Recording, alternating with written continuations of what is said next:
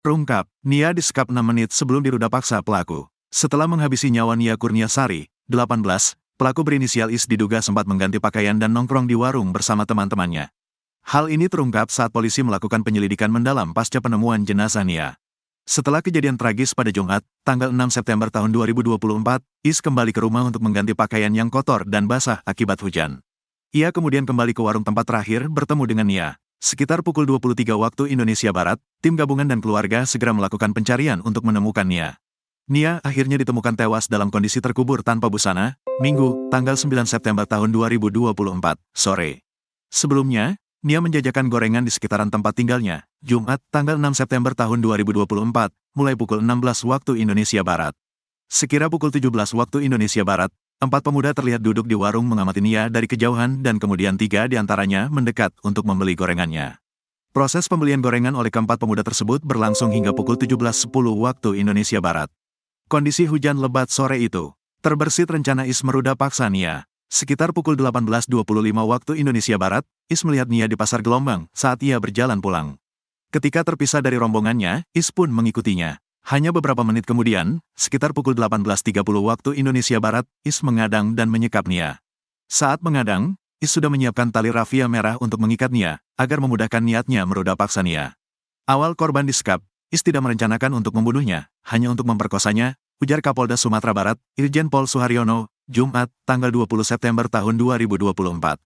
Namun, situasi berubah ketika Nia melawan. Akibatnya, IS menyekapnya selama 6 menit hingga Nia tidak sadarkan diri.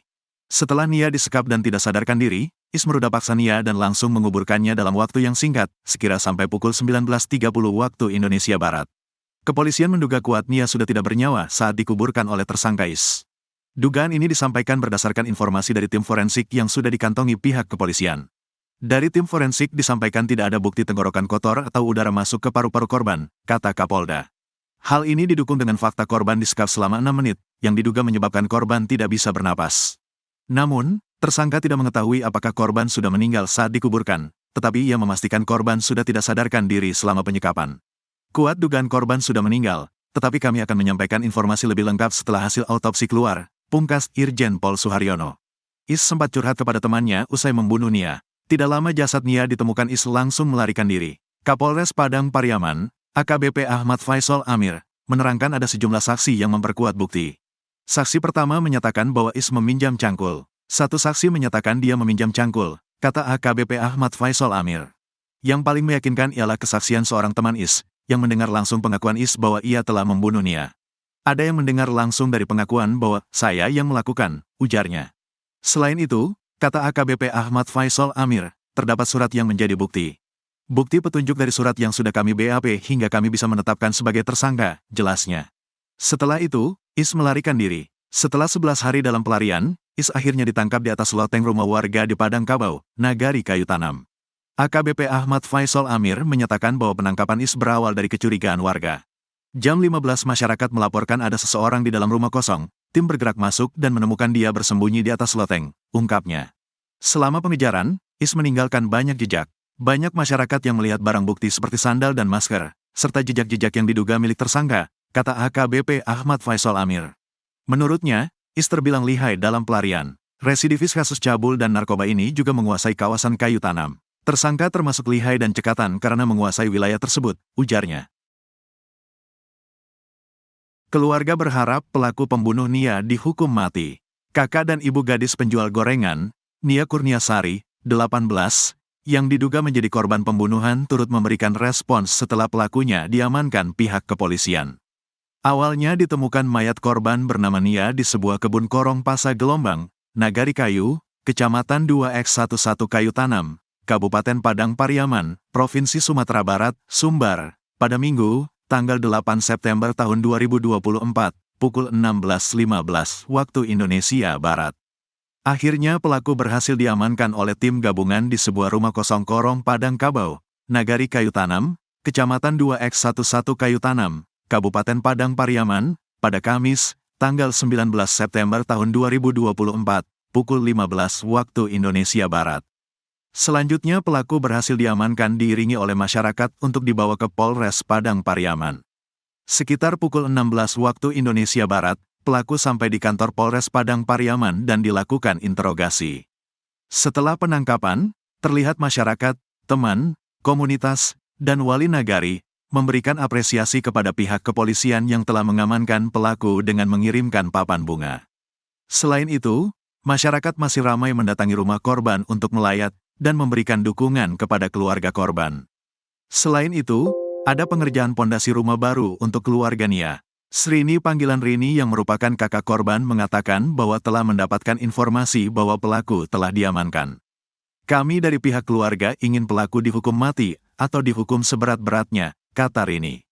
Ia mengetahui pelaku sudah diamankan pihak kepolisian pada pukul 16 waktu Indonesia Barat. Namun, dirinya tidak melihat secara langsung pada saat pelaku inisial IS diamankan.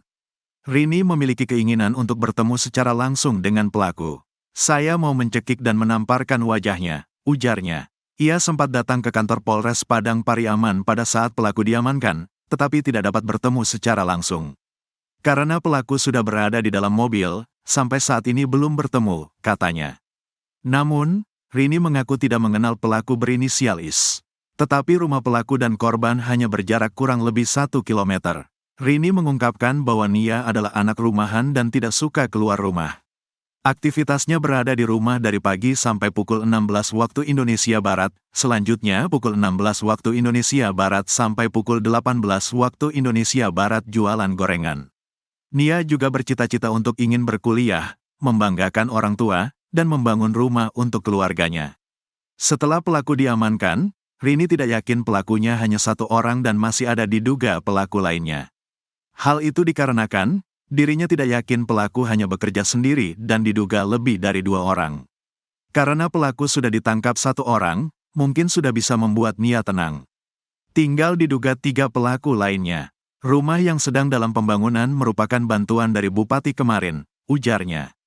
Pembangunan rumah yang nyaman ini merupakan salah satu cita-cita dari gadis penjual gorengan tersebut, dan akhirnya bisa tercapai. Nia ini menjual gorengan orang lain, paling besar mendapatkan uang paling besar Rp40.000, dan paling kecil Rp30.000 dalam 1 hari, katanya. Dari 1 gorengan, Nia menjualnya persatuan 1.000, dan dapatkan persen 200. Senada, Eli Marlina yang merupakan ibu korban merasa bersyukur dikarenakan pelaku yang diduga menghilangkan nyawa anaknya telah diamankan petugas kepolisian. Hukumlah seberat-beratnya, kalau dapat dihukum mati. Harapannya kalau dapat ditembak mati, kata Eli Marlina. Sebagai orang tua, Eli juga menduga bahwa pelaku yang menghilangkan nyawa anaknya lebih dari 1 orang dan masih ada pelaku lainnya. Ia tidak percaya pelaku yang hanya 1 orang bisa melakukan kekejaman tersebut hingga korban dikubur. Eli mengungkapkan tidak mengenal pelaku berinisial IS dan tidak pernah bertemu.